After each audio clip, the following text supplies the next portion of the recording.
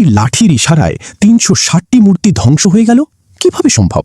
ইতিহাসের এক মহান বিপ্লব, যেখানে শুধু শত্রুর পরাজয়ই নয়, তাদের অহংকারও চূর্ণ বিচূর্ণ হয়ে গিয়েছিল। এটি ছিল এমন এক বিজয় যা মুহূর্তের মধ্যেই শত শত বছরের অন্ধকার দূর করে দিয়েছিল। অষ্টম হিজরিতে মক্কা বিজয়ের দিন মক্কার ময়দান আজ সম্পূর্ণ ভিন্ন এক দৃশ্যের সাক্ষী। ১০,০০০ সাহাবীর বিশাল বাহিনী নিয়ে প্রবেশ করলেন হযরত মুহাম্মদ সাল্লাল্লাহু আলাইহি ওয়াসাল্লাম। কিন্তু আশ্চর্যের বিষয়, নেই কোনো যুদ্ধ, নেই কোনো রক্তপাত। যারা গতকাল পর্যন্ত মুসলমানদের উপর নির্যাতন চালিয়েছিল, আজ তারাই নিঃশব্দে দাঁড়িয়ে। এক ফোঁটা রক্ত না ঝরিয়েই মক্কায় উড়ল ইসলামের পতাকা। এটি ছিল ইতিহাসের অন্যতম শান্তিপূর্ণ ও গৌরবময় বিজয়। কিন্তু কাবা ঘরের দৃশ্য তখনও বদলায়নি। কাবার চারপাশে তখনও দাঁড়িয়েছিল ৩৬০টি মূর্তি, যা ছিল বহু ঈশ্বরবাদের প্রতীক, শত শত বছরের পুরনো। আজ ছিল সেগুলো অপসারণের দিন। নবী সাল্লাল্লাহু আলাইহি ওয়াসাল্লাম ধীরে ধীরে কাবার দিকে এগিয়ে গেলেন।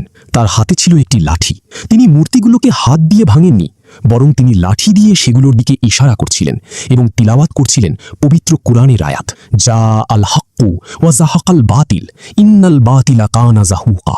অর্থাৎ, সত্য এসেছে এবং মিথ্যা বিলুপ্ত হয়েছে, নিশ্চয়ই মিথ্যা তো বিলুপ্ত হওয়ারই। তিনি যেই মূর্তিটির দিকে ইশারা করতেন, সেটি নিজে থেকেই মাটিতে পড়ে ভেঙে যেত। একে একে কাবার চারপাশের সব মূর্তি ভেঙে পড়ল। মক্কার নেতারা, যারা এতদিন এই মূর্তিগুলোর সামনে মাথা নত করত, তারা বিস্ময়ে হতবাক হয়ে গেল।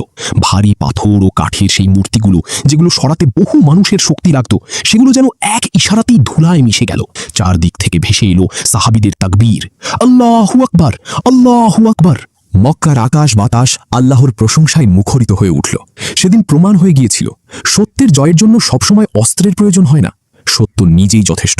কাবাঘর চিরতরে মূর্তিমুক্ত হল এবং এক ফোঁটা রক্তপাত ছাড়াই প্রতিষ্ঠিত হল সত্যের বিজয়। আপনার অনুভূতি জানাতে কমেন্টে লিখুন আল্লাহু আকবার।